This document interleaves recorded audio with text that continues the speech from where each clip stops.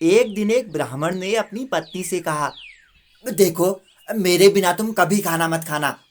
कहीं ऐसा ना हो कि तुम बकरी बन जाओ। पत्नी ने भी ब्राह्मण से कहा। आज से मेरे बिना भी तुम खाना नहीं खाओगे। कहीं ऐसा ना हो कि तुम चीता बन जाओ। दोनों राजी हो गए। इस तरह काफी दिनों तक उन्होंने साथ में ही भोजन किया। लेकिन एक दिन उस ब्राह्मण की पत्नी ने अपने बच्चों को खाना देते समय उस खाने में से चखने के लिए एक निवाला खुद खाकर देख लिया। उस समय क्योंकि उसका पति वहां था नहीं, तो उसकी पत्नी तुरंत ही एक बकरी बन गई।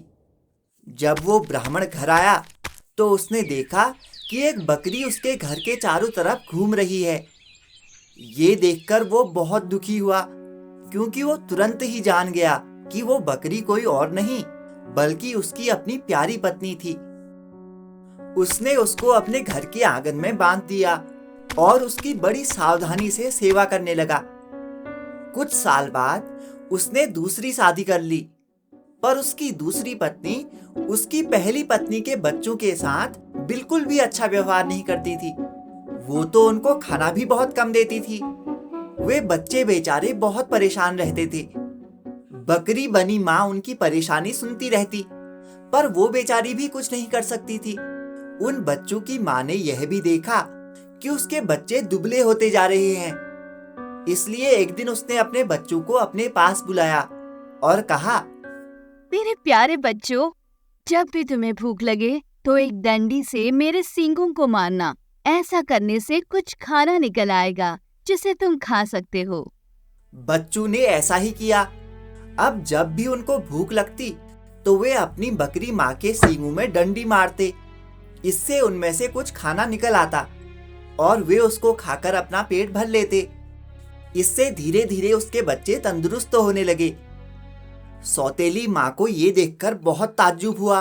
वो तो अपने सौतेले बच्चों को बहुत ही कम खाना देती थी और बच्चे दुबले होने के बजाय और तंदुरुस्त होते जा रहे थे। कुछ समय बाद उस ब्राह्मण की दूसरी पत्नी ने एक आंख की बेटी को जन्म दिया।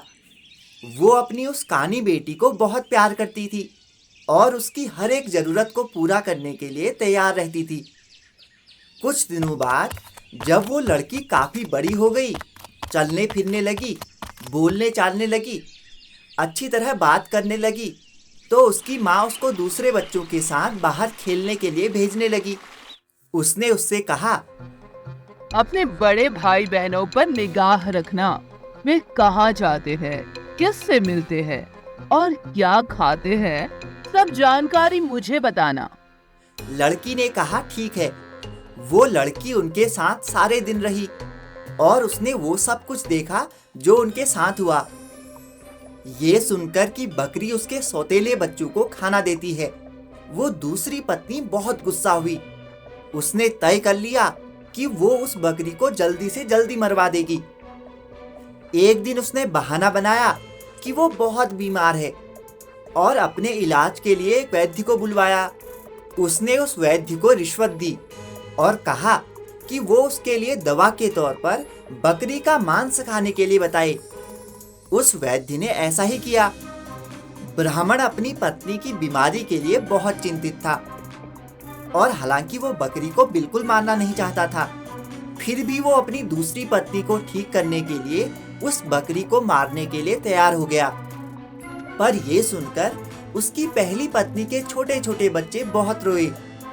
वे बहुत दुखी होकर अपनी बकरी माँ के पास गए और उसको जाकर सब बताया। उनकी माँ ने कहा, मेरे प्यारे बच्चों, रो नहीं। जो जिंदगी मैं जी रही हूँ, ऐसी जिंदगी से तो मर जाना अच्छा है। रो नहीं। मुझे तुम्हारे खाने को लेकर कोई चिंता नहीं है, क्योंकि अगर तुम मेरा कहना करोगे तो खाना तो तुम्हें उसके बाद भी मिलता रहेगा। मेरे मरने के बाद तुम लोग मेरी हड्डियां इकट्ठी कर लेना और उनको किसी ऐसी जगह दफना देना जहाँ उनको कोई ढूंढ ना सके। फिर जब भी तुमको भूख लगे, तुमको वहाँ खाना मिल जाएगा। कुछ समय बाद एक कसाई अपना बड़ा सा चाकू लेकर वहां आ पहुंचा और उसने उस बकरी को मार दिया। उस बकरी के शरीर को टुकड़ों में काटकर पका दिया गया।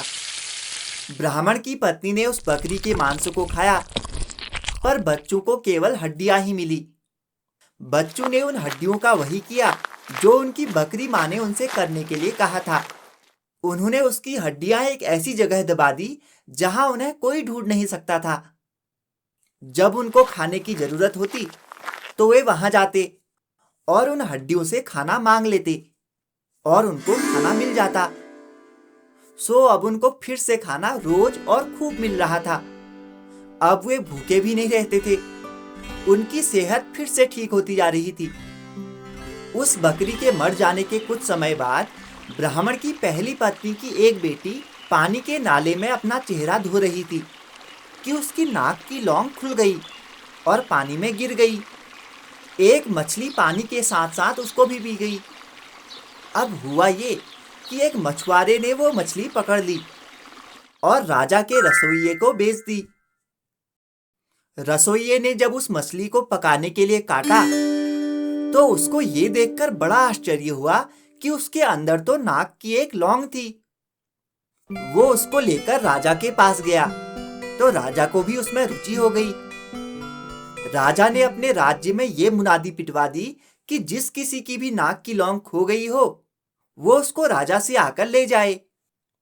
कुछ ही दिनों में वो लड़की राजा के पास आई और बोली कि ये नाक की लौंग उसकी है जो चेहरा धोते समय नाले में गिर पड़ी थी।